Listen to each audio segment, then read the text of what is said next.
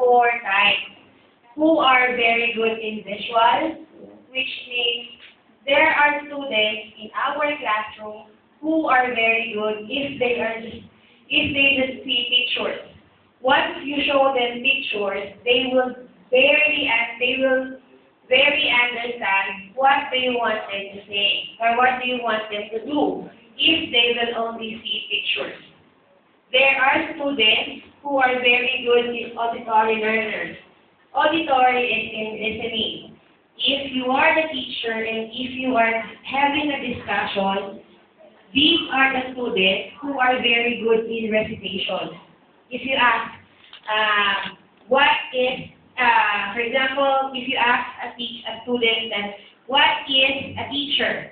If a student will answer, a teacher is the one who's teaching the students how to read and write.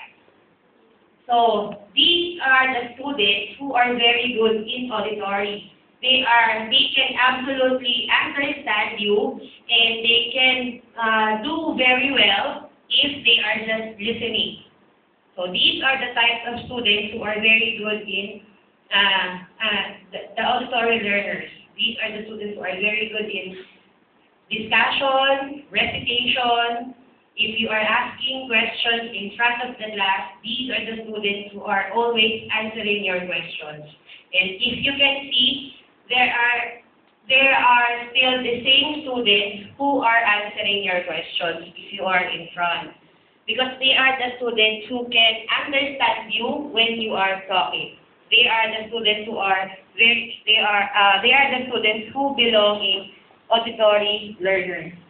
When you say reading and writing, these are the students who are very good in reading stories, reading articles, reading articles of what you want them to do. And if they are good in reading, somehow it comprises or it also adds up that they are good in writing. So if you are an English teacher and you have to give them a certain topic and you want them to write an essay, these are the students who are very good in writing essays. They include in this kind of learners. They are reading and writing learners. They are good in reading articles, stories, and whatever reading materials you want them to read, and they are very good in writing essays as well. Now, when you say kinesthetic, these are the observers. These are the good observants in the class.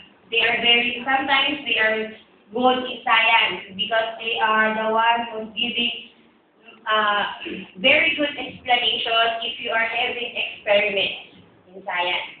They are observers. So in Fleming's Bark style, he divided the learning style of the students in 4 categories. So these are the categories of the students. Now, as a teacher, if you are going to make a project for them, if you know what kind of learning style your students has, you can just in one group you can just put them together.